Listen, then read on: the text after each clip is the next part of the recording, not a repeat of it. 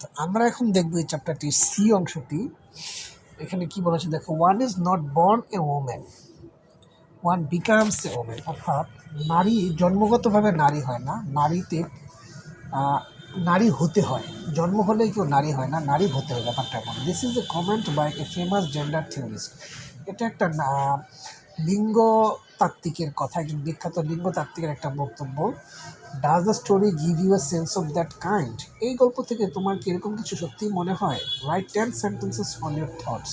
তোমার ভাবনার উপর 10টি বাক্য লেখো। অর্থাৎ আমাদের দেশে বা অনেক দেশেই নারী শুধু জন্ম হলেই তাকে নারী হতে হয় না, তাকে আরও সে নারী হয় না, তাকে নারীতে পরিণত হতে, অর্থাৎ যে বিধিনিষেধগুলো থাকে যে নারীদের এটা করতে হয়, ওটা করতে হয় না, সেটা করতে হয়, সেটা করতে হয় না, এইভাবেই একজন মানুষ, একজন শিশু নারীতে পরিণত হয়, একজন মেয়ে শিশু সে নারীতে পরিণত হয়।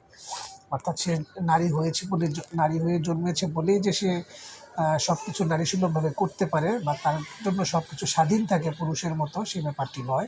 অনেক বিধিনিষেধের মধ্য দিয়ে নারীসুলভ গুণাবলীগুলি অর্জন করে তাকে নারীতে পরিণত হতে হয়।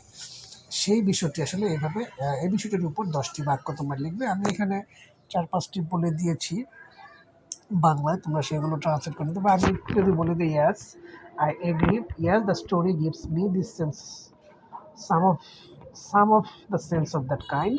And some sentences are like this: yes, a woman, when a baby is born, a child is born, a female child is born, she has to face so many difficulties, so many obstacles in her life, and there are so many do's and don't do's for her. And everyone in every step, everybody tells her that do this and don't do this. So she finds a little independence or liberty even from her childhood. তোমরা এইভাবে শুরু করতে পারো। আমি 3-4টা বাক্য বলে দিয়েছি, সেভাবে তোমরা এটা কমপ্লিট করো।